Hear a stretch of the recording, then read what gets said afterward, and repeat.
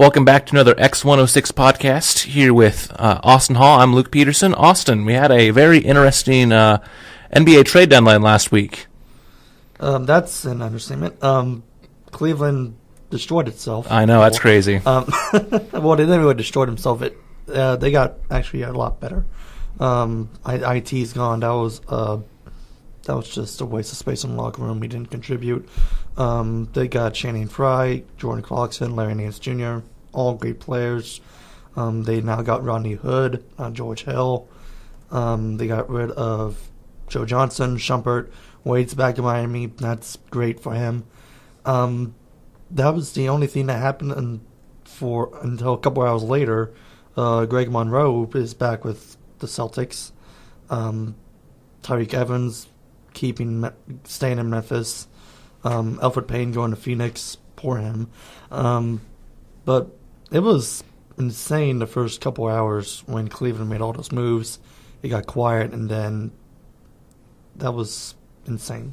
Oh, yeah, they definitely made, obviously, the most of the headlines because, we saw they basically got younger and better in a lot of areas because, they realized, hey, if we don't do this, we're not going to win because even though Boston started to trail off a little bit, Toronto is right back in there as one of the top teams in the East again. So if they hadn't done this, then they were going to miss out, and then LeBron was probably for sure going to leave. And now there's a chance they could keep him if they can make another push for a title. And that's what that was all about, LeBron trying to stay. LA made those moves. They got two max deals, places just waiting for LeBron. They settled for the future, and that was a great move for Cleveland. They didn't know what was going to happen with LeBron.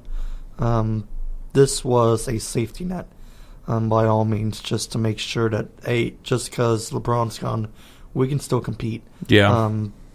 And those are great young players, all of them under 25 years old, which is amazing and very good news for Cleveland. So they don't deal with another situation like LeBron leaving 2011 with just Kyrie at the helm and no one else. So that was a safety net, great job for them. And they can be dominant for a few more years to come. Yeah, I agree. I think it's a big thing they did because, once LeBron left that first time, that team was not that good, which is why we saw them lose all those games that first year he was in Miami. So this is good for just the city of Cleveland for having competent basketball regardless of LeBron stays. Obviously, they stay. They're a top team in the East. If he leaves, they're still, the East is just so bad besides Boston and Toronto because, Giannis is still developing that even with LeBron gone, they can still be middle tier in the East. Mm-hmm. So, yeah, it definitely is crazy. I hope that, because I grew up a big Lakers fan. It's kind of trailed off the last few years just because I just haven't been interested, and they've been so bad. But we got that Lonzo situation. Yeah, and then you have I just avoid the Lonzo situation as much as I can. I don't even know what's going on. Honestly, I just want him to put good performances out on the court. But I am very happy that Isaiah Thomas is kind of like you said, I don't remember the exact quote he said, but it was almost like he had his superpowers back. It just him and Cleveland, they just didn't fit together. So we'll see what he can do there. And I know his contract's up after this year. See if he stays or if he goes to another place, which would be his fifth team in his career, sixth team. It's fifth. Yeah. And he's been in the league for 7 years. So yeah, we'll definitely see what happens. I definitely want to, now that football season's over, like I said last week when Trevor was here, now I can actually start focusing on basketball, both with NBA and college a little more. But, yeah, we'll definitely see. But, speaking of college, we can move on to that. There's a lot of good ranked games tonight. We do have 7 games tonight with ranked opponents. There's no ranked on ranked matchups, unfortunately, but we got Iowa, Michigan, which is probably the worst game on the slate tonight of ranked teams playing. Villanova, Providence, Clemson, Florida State, Virginia Tech, Duke, Seton Hall, Xavier, Kentucky, Auburn, and Nevada, Boise State. See any of these ranked teams getting upset tonight? Virginia Tech Duke is always a great game, no matter how bad Virginia Tech is. They always find something to do against Duke. I don't see any upsets. What I am looking forward to, however, is Saturday between Xavier and Villanova. Oh, yeah, that definitely is going to be. That should be one of the best games of the year. Big East on the line, as always. They always deliver in those great games. But tonight, I'm not seeing anything. Providence always shows up against Nova. They're at Providence, so that might be a tough pill to swallow for Nova. Again, Virginia Tech Duke, that's always a great game. Kentucky's unranked, which you never thought you would say at the beginning of this year. And Auburn's 10, another one you didn't think you'd see. I mean, Auburn's a 10-point favorite tonight. Yeah. Which at the beginning, you were thinking, that's not possible. Kentucky should be up by 6. Nope, it's the other way around. Yeah, if Auburn wasn't playing, as good as they are, I would have said, Kentucky easily should be the upset, favorite tonight. But I think out of all the upsets, one to not sleep on is the Boise Nevada one, because they're only one game. They only have one more loss than Nevada's only a half game behind, and it's at Boise, which they actually are the favorites by 2.5. So. Wouldn't be surprised if they squeak it out. But, yeah, I don't think there's really any of these that really stand out. Virginia Tech, Duke, maybe. But I would more go that Virginia Tech at least is going to cover, because that's a 12-point spread. And they're going to cover. Even with them. I think Providence will cover against Nova 9.5. Yeah. Yeah, so. I think the only ones I'm really sure, I think Michigan runs away with Iowa, and this is a really bad Iowa team this year, which is so crazy how bad the Big Ten is. I mean, because they're not bad. They're just underperforming. Yeah, we expect so much from the Big Ten. Well, I mean, it's insane. Most years, it kind of rotates between the Big Ten and Big 12, Big East, and the Big East, which is the best conference each year. And yeah, this year it definitely, while the top 3 in the Big Ten are definitely up there. I mean, Ohio State, Michigan State, and Purdue are 3 of the best teams in the country, hands down. The Big East is stacked, man. And then you go to the Big East. And they might get 9 teams in the tournament, which is unheard of. And what's crazy, too, is that a couple teams, like St. John's won't make it. No. But St. John's has, some of the best wins in college basketball this year. And even a little more underrated one, it's not an amazing win. They'll get as a 16. Yeah, but St. John's even beat Nebraska, who is right now the 4th seed in the Big Ten. Who they need a lot of help to get in, because Michigan's probably going to get in over them, even though they blew out Michigan and have a 2-game better conference record than Michigan, but a game and a half. I mean, but yeah, we'll definitely see. But since you talked about your Huskers, I'm going to talk about my Tigers. Missouri this year is LSU without Ben Simmons. No, we had Porter. All the hype around him, number 1 pick for sure.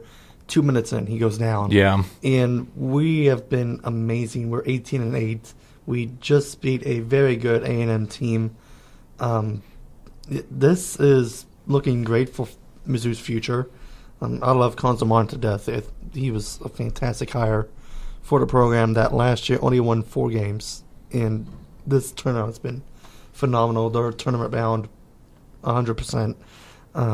It's been amazing what this team has been able to do without their best player on the floor. Yeah, that's what's insane is that. And he might be back, which is the insane thing. We're 18-8 without him. Imagine what we would be with him. We'd lose 3-4 games, sure, but we'd surely be ranked by now. Oh yeah, definitely. Meanwhile, right now they still are a tournament team in the bracketology on ESPN. From the 12th, they are the.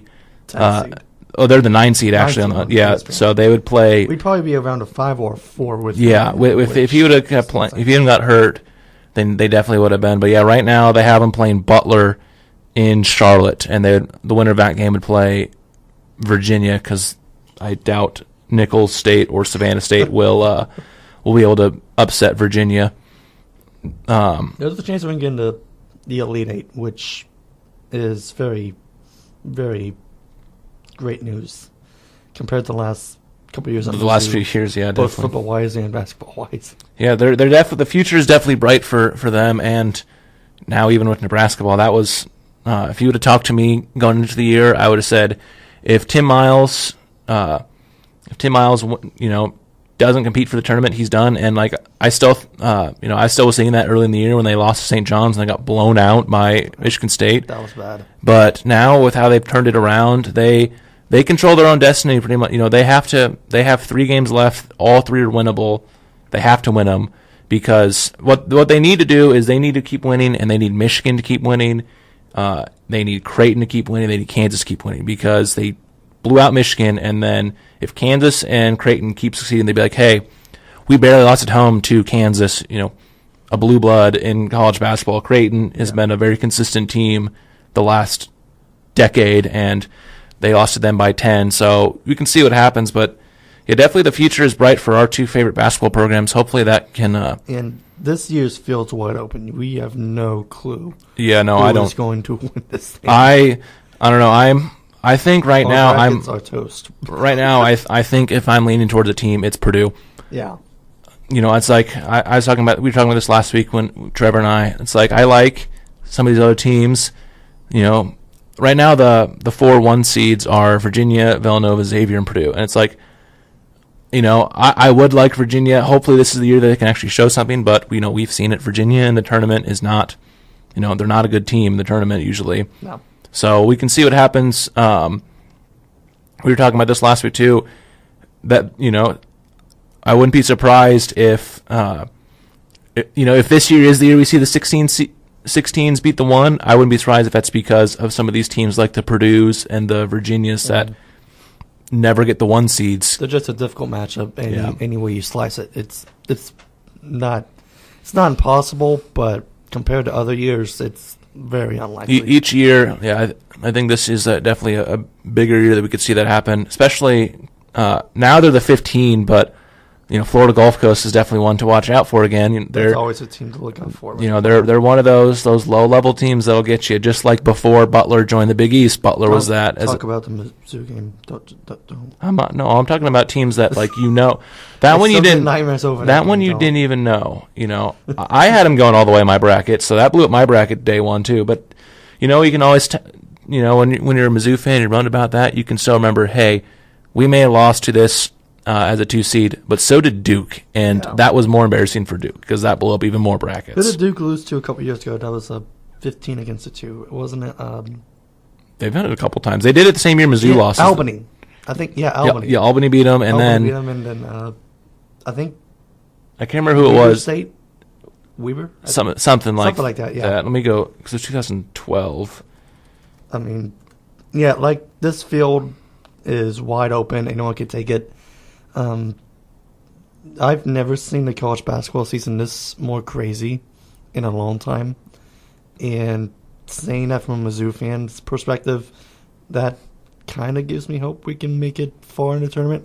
But it also gives me worry like, oh, here we go again. We're going to get bounced in the first round. And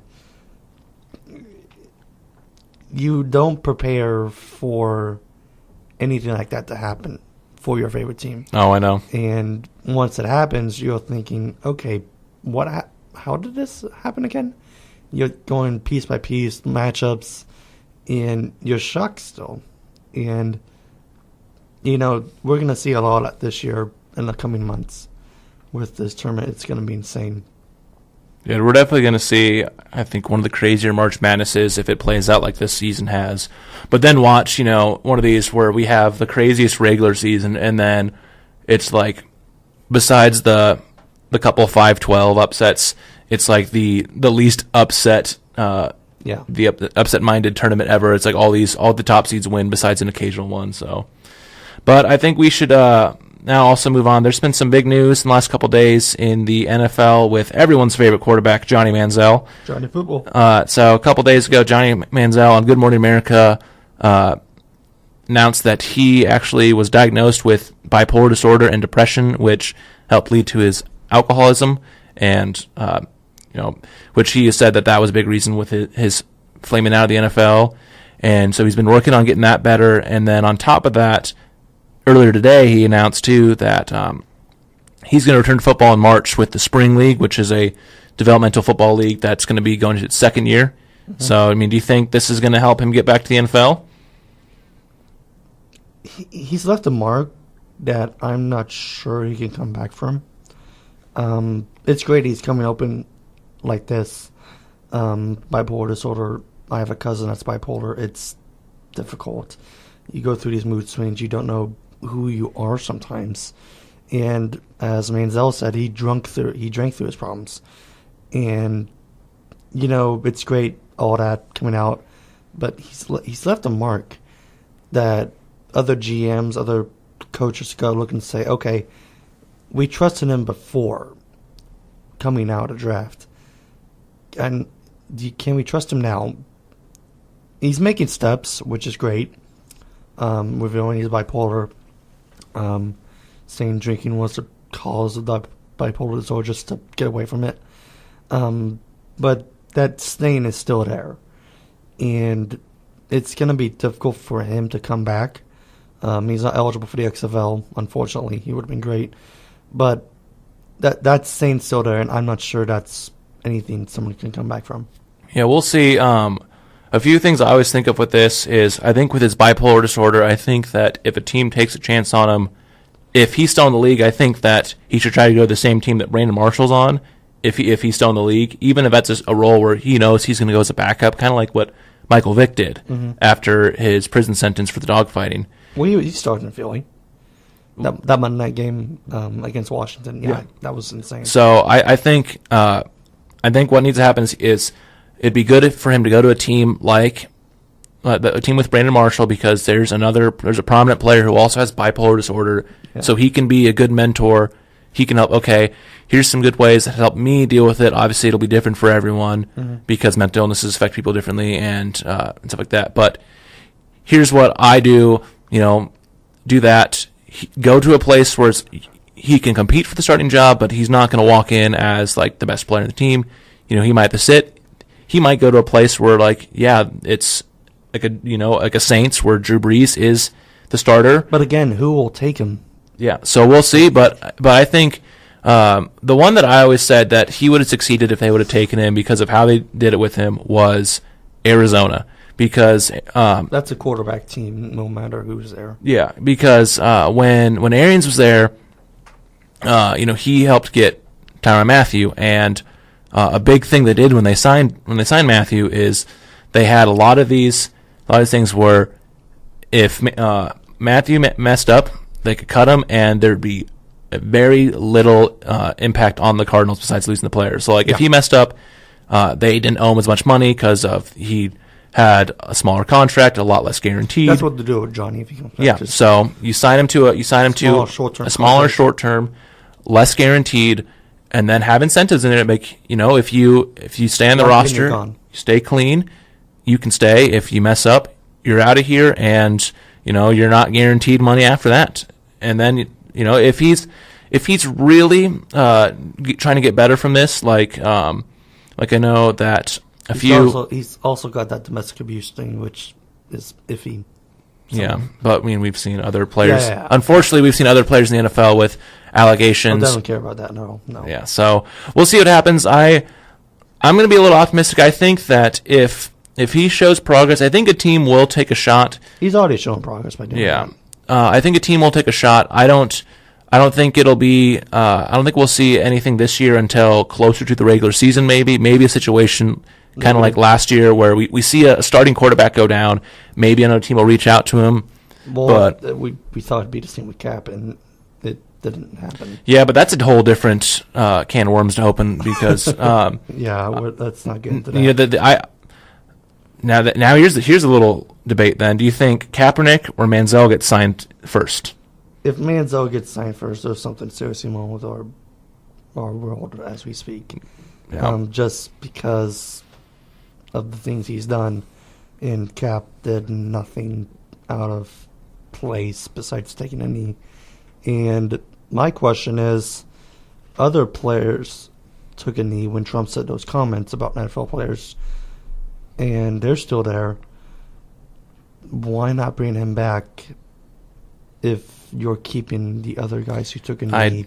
It's such honestly a dumb situation. It's a hot button issue with either side being mad about the other. Yeah, it's like I think Kaepernick should be in the league. I don't think that he should go to any any team in particular, I think that he should go to the team that fits him best because he's probably the best backup in the league. Yeah, if he goes to, like the team I said, especially because I'm pretty sure he's a free agent this year. Because Derek Anderson, I think, is one of the best backups in the league, and he's a free agent. So if I'm the Panthers, if I have Kaepernick as a backup and he's okay with being a backup, oh god, with Norv Turner helping Cam improve, he would also be able to help Kaepernick improve, and he would cement himself as the best backup. If he wants to go to a starter position, though, I don't know. Like it's Arizona's always available. Because while I think that he should have been signed over Jay Cutler, I saw why the Dolphins went with Jay Cutler for other reasons besides obviously they wanted to avoid the PR disaster of it, because Jay Cutler played in the system under Adam Gase and had his best career year with Adam Gase, and Cutler was a similar player to Tannehill in terms of his play style compared to Kaepernick. But Kaepernick needs to be in the league. I think that also I liked what I saw out of Manziel when he tried, when he played against the Chiefs and he almost led them to victory. He showed that, hey, this is a pretty crappy roster, and I almost helped beat one of the hottest teams in the league at the time. Mm-hmm. So, yeah, I think he needs to go to a team that will keep his head straight, and they have a lot of restrictions on him to where, if there's even a trace of alcohol in his system, then he's gone. If there's even a curfew, and if he's missing that curfew even by a minute, he's gone. So we'll see what happens, but yeah, I would not be surprised if going into training camp, both of those players are not on a roster, which is unfortunate because both should be on a roster before guys like Mike Glennon or Tom Savage or these other quarterbacks that are starters and backups that are not that good. But we'll see what happens. But I do know you have to get out of here soon, so I think we'll wrap this up. It'll be a little shorter one on the X106 podcast with Austin Hall and Luke Peterson. We'll be back next week with Trevor Mater as well, but we will see you guys next week.